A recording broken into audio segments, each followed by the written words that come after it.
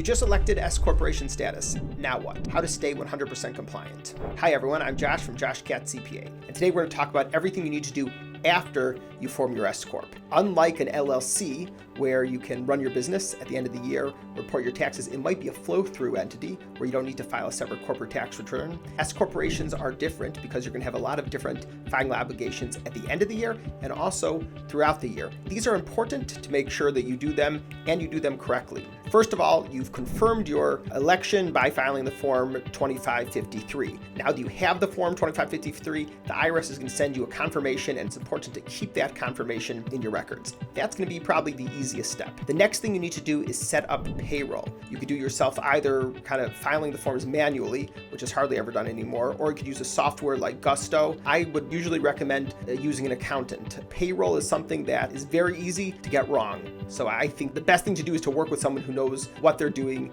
in this area. The important thing is that you're paying yourself a salary. A good question is going to be, how much should you pay yourself? There are a lot of different calculations that people will use to determine what is a fair salary for their role. In general, though, $50,000 is usually a good number to use as a benchmark. It's going to depend on how much you're earning total and what type of industry or business you're in. But in general, I don't think the IRS is going to come asking you any questions if you're paying yourself at least $50,000. Now, with payroll, you're going to need to file a Form 941 quarterly and a Form 940 annually. Also, there may be state payroll filings and a W-2 or W-3 at the end of the year. This is where having an accountant file your payroll is going to make it much easier and something that you don't need to worry about. Software will also be able to file these forms for you.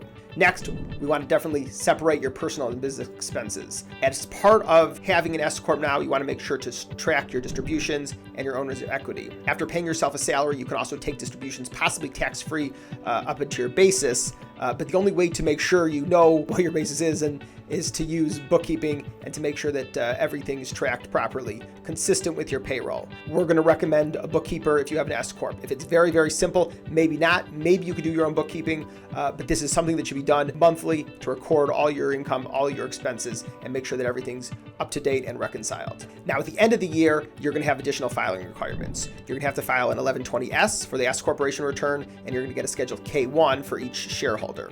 This is due March 15th, September 15th if it's extended. This is a big difference from a corporate tax return that may have a different deadline and your individual tax return. So up until now, let's say you just had a sole proprietorship, you've been filing your taxes by April 15th. Well, now you need to file a separate form before March 15th. After you file that form, you'll receive a K-1, which we'll use to file your individual tax return.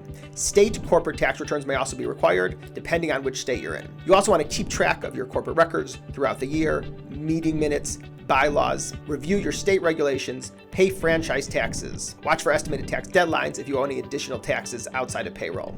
You want to plan ahead for tax savings now. We recommend quarterly tax check-ins. Speak to your accountant about tax planning. You'll now have options for retirement contributions and other types of reimbursements. You'll want to go over that with your accountant and determine what retirement plan is best for you.